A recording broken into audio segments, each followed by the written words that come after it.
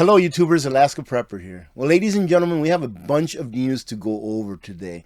But first, I wanted to wish every one of you an early happy Thanksgiving. And before we get to our main story, let's see what it's going to cost for a Thanksgiving dinner this year. Preparing for a Thanksgiving dinner this year will cost less than it did last year, but it is still significantly more than it was before the health crisis, new research has shown. I've told you in the past that what will happen with inflation or with the price of things, because remember, the price of things is a symptom of inflation, of money being added to the economy, is that we would find a plateau where people will be like, okay, things aren't as high as they used to be, but they're still much higher than what they were before the last crises. Because crises is what is used in order to get you used, you, the public, used to a new normal. And these prices that we are seeing now that have plateaued are the new normal, even though they are a lot higher than what they used to be. The average cost of a meal for 10 people this year has gone down to $58.08, which works at around $5.80 per person.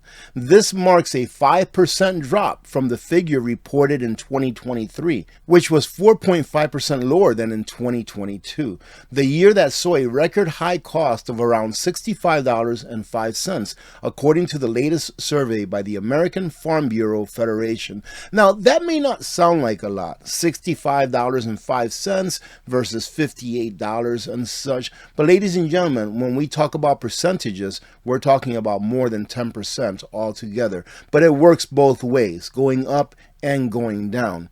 The drop in price does not mean a return to pre-inflation prices. Remember, this is now our new normal. We're not going to get back to where we used to be.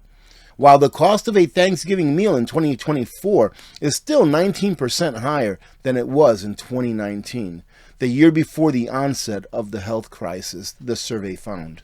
So continue to prepare, ladies and gentlemen, because at the very least, in my opinion, preparing allows you to buy things on sale because you're already stocked up. Therefore, you can save money and beat these inflationary prices.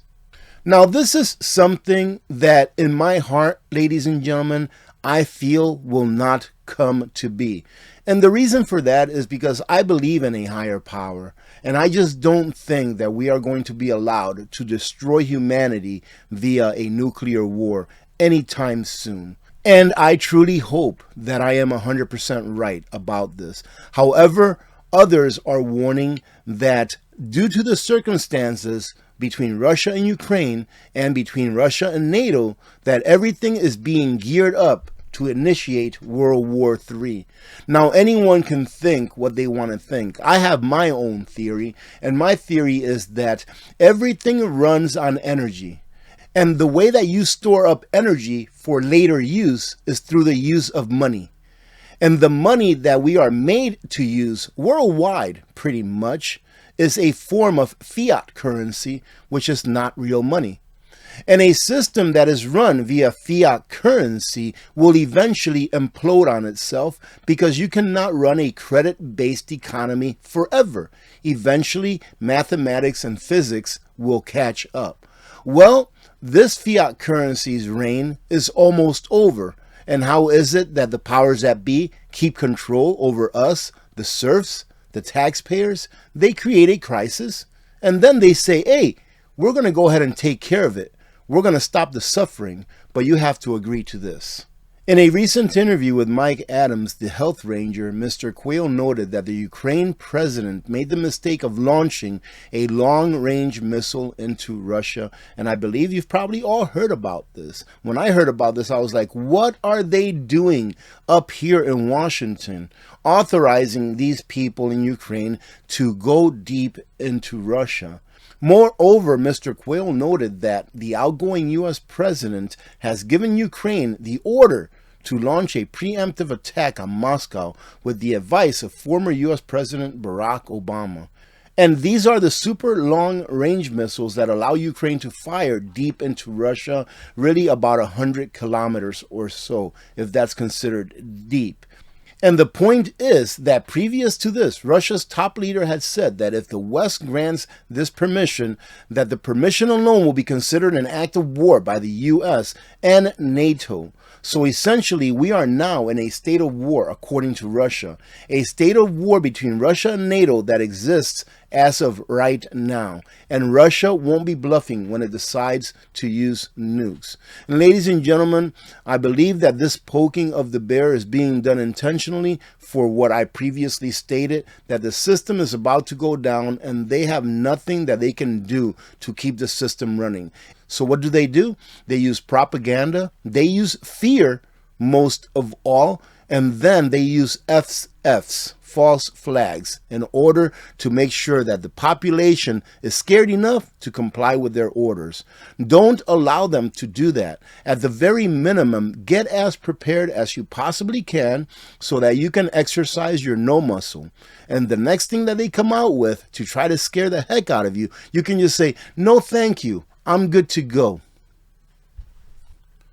And in some other news, ladies and gentlemen, I'll just go ahead and pop this article up really quick. 19 questions that must be answered. And I hope that they get answered very quickly. And I hope that they get answered before this person here can get out of going to jail for what I believe are his misdeeds. I'm not going to go through all of this, but these are very good questions that need to be answered, and you should come over here and take a look at it, especially if you think that everything that happened during the health crisis was on the up and up. And yes, for those that may be new here, these videos are usually all over the place. I take articles and stories that I've missed in the last half of a week or a week or so before I did the last news video. I compile them together and I skim over them with you so that you can have an idea of what's in them. And then I do leave the link to all of these stories on a pinned comment so that you can revisit them. Now, before we continue, ladies and gentlemen, let me say thank you very much to the sponsor of this video, Genesis Gold Group. I'm not a financial advisor, but the folks at Genesis Gold Group specialize in helping those who want to diversify their excess wealth by converting their fiat currency retirement plans into a plan that is backed by real money. So if you're in a position where you are wondering what you can do in order to diversify or insulate your wealth against what I like to call the inferno of inflation, give Genesis Gold Group a call and they can provide you with the information that you need in order to make an educated decision. Greenland surface temperatures fall for 20 years in further blow to climate alarm narrative. Isn't that something, that temperatures are falling? I thought that they were getting so hot, ladies and gentlemen, that we would not be able to occupy the earth in another 100 years. But that's just me putting a little bit of a sarcastic spin to it. Further evidence that surface temperatures across Greenland have been cooling for around 20 years has emerged with the recent publication of findings from a group of Thai scientists and mathematicians. All you have to do is go to Google and type in Earth average temperature for the last 8,000 years. According to current scientific understanding, the Earth's average temperature over the last 8,000 years has been relatively stable, with the warmest period occurring, no, not now, ladies and gentlemen, not occurring now, but occurring around 6,000 years ago during the Holocene climatic optimum, which was slightly warmer than the pre-industrial average, but still considered relatively stable compared to larger climate cycles throughout Earth's history. This stability allowed for the development of agriculture and human civilization as we know it today. So imagine that the Earth going through a warming period is what has allowed humanity to flourish. And again, do your own research, because if you go back and take a look at a chart that looks like this one, this is a temperature chart, but look at one that includes, instead of temperature, CO2 levels, you'll see that CO2 levels in the past have been in the thousands of ppms and not in the hundreds as they are now. But if you take a look at the temperatures of the past and the temperature of today, you'll see that in the past, temperatures were a lot higher than what they are today. Well, where was the industrialization then? And that is exactly my point. They don't want you to be informed.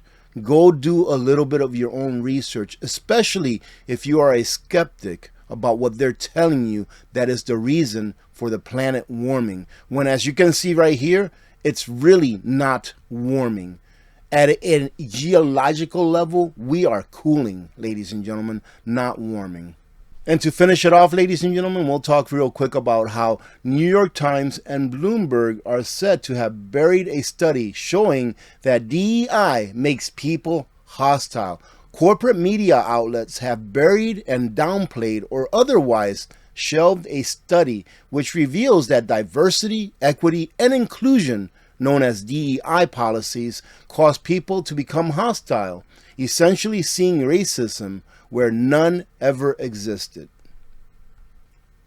And what they found is that when people are exposed to this ideology, what happens is they become hostile without any indication that anything racist has happened. But they've been told racist, racist, racist so many times that they believe it, ladies and gentlemen, even though there is no indication that anything bad has really happened. Why? Because they want us to be divided.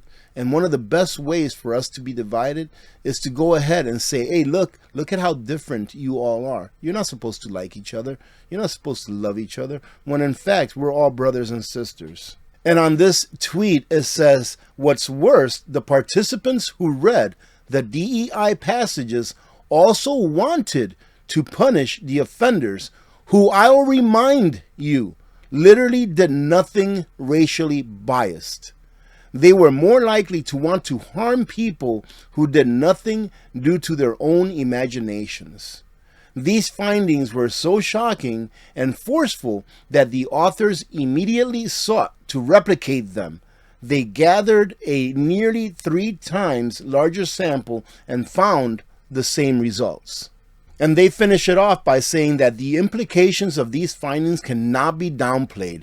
DEI programs have become a fixture in workplaces, schools, and universities across the U.S. Why? Because they destroy. That's why they become a fixture, in my opinion. With a 2023 Pew Research Center report indicating that more than half of U.S. workers have attended some form of DEI training, institutions collectively spend approximately $8 billion annually on these initiatives. Yet the NCRI study underscores how little scrutiny they receive. While proponents of DEI argue that these programs are essential to achieving equity and dismantling systemic oppression. And having said that, ladies and gentlemen, I just want to remind you that we really are in this together. We have to look out for one another instead of falling for the propaganda that we are fed in order to have us hate each other. That's the only way that they can stay in power, is by keeping us oppressed from each other instead of allowing us to come together. Having said that, again, I want to wish you all a very happy Thanksgiving. God bless every one of you. God bless America. I'm Alaska Prepper. I am out.